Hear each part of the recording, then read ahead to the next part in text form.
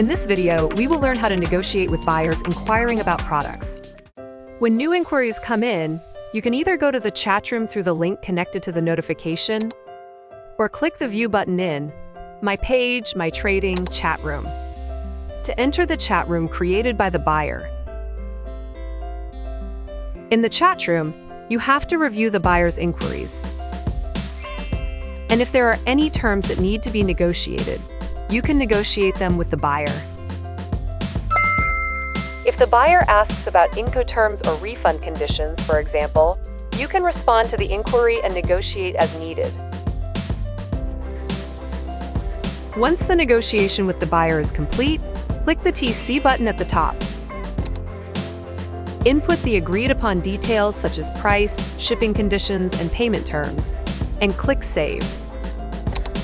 If the customer rejects the TC, an automatic message will be sent along with a rejection notification, asking for modification details.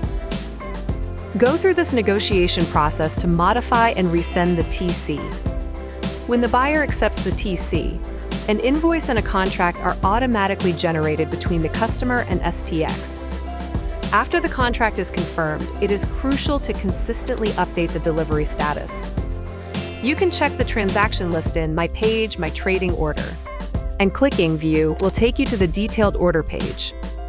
The vendor needs to click on Order Status at the top to change the delivery status. After completing the delivery, make sure to change the order status to Delivered to receive the order payments from TrollyGo.